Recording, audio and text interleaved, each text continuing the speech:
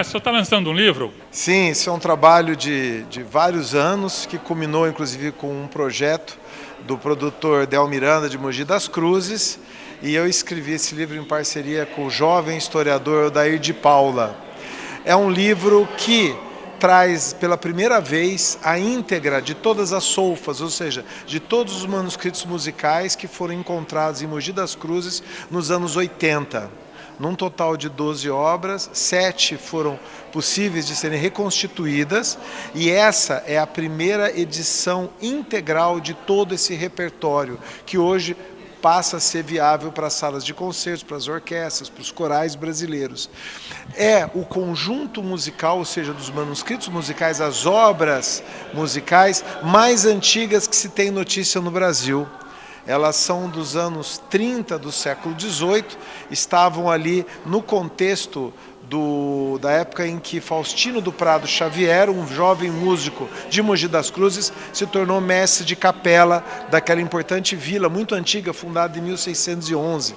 E aquele momento musical, né, do Faustino do Prado Xavier, chefiando a música em Mogi das Cruzes, viabilizou todos esses manuscritos. Inclusive tem cópias dele, do irmão dele, o Ângelo do Prado Xavier, de outros músicos da época também.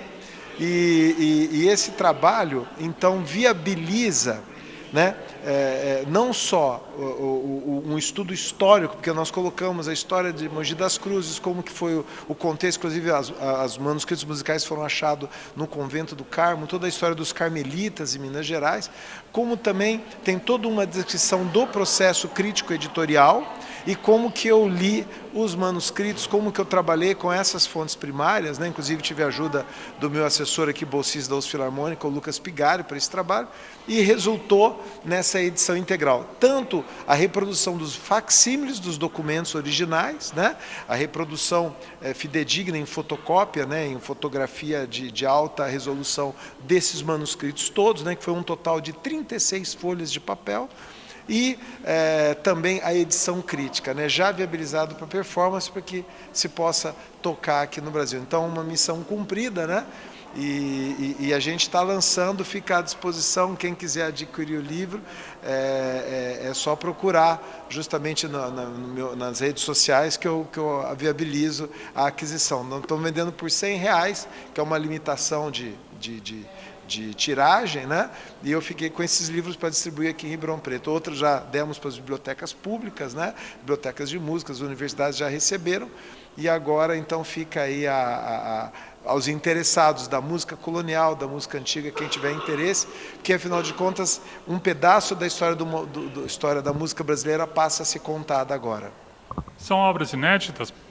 Então, algumas delas nunca tinham sido editadas, uma ou outra tinha sido editada numa edição crítica, outros musicólogos já tinham trabalhado com esses manuscritos, o professor Régis do Prado, nosso saudoso mestre, pessoa da mais querida, o musicólogo da Unesp, o professor Paulo Augusto Castanha, musicólogo lá de Acho, o Diósio de Machado Neto, outros estiveram trabalhando com esse manuscrito, e agora a minha tarefa foi a íntegra, e uma leitura nas fontes primárias. Eu fiz uma leitura, uma transcrição nova, e aí a nossa edição ficou diferente das demais, e pela primeira vez estão todas editadas na íntegra, todas editadas pela Performance, que essa é uma edição não acadêmica, essa é uma edição para que as orquestras brasileiras toquem. O material já está pronto para ser tocado nas orquestras, inclusive, além das partes corais, né, tem as partes orquestrais, para a orquestra de cordas, a realização do baixo contínuo, que é um instrumento que acompanha ali o cravo, ou o órgão, ou a harpa, um instrumento que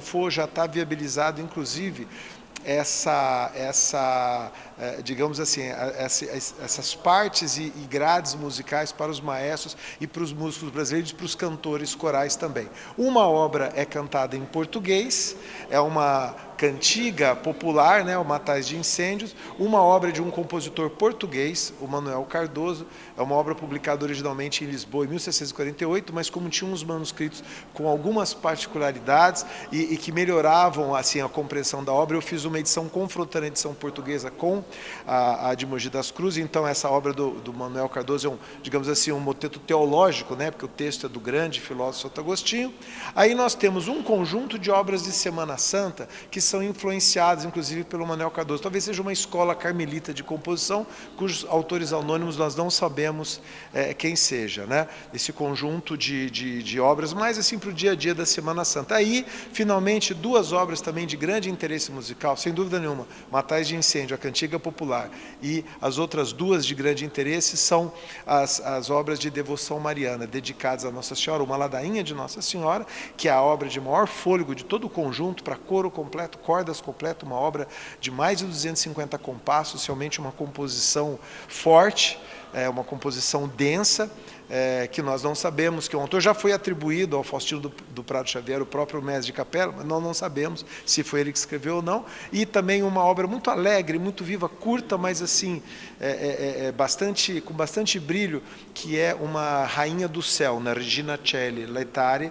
É uma outra devoção mariana, uma peça alegre que também sai do conjunto todo. Ou seja, então, resumindo, uma cantiga popular, né, de grande interesse, cantada em português, Matais de Incêndio, uma obra teológica, né, de Santo Agostinho, do Manuel Cardoso, um conjunto de obras de Semana Santa, mais para o dia a dia, e finalmente esse grupo de devoção mariana, né, a antífona de Nossa Senhora, Regina Coeli e a ladainha de Nossa Senhora, que são obras de grande interesse artístico, além do interesse histórico. Então vale a pena, a USP Filarmônica já estreou esse repertório em Mogi das Cruzes, em São Carlos, e nós vamos agora deixar o material disponível para que todos os interessados possam apresentar esse repertório em concerto.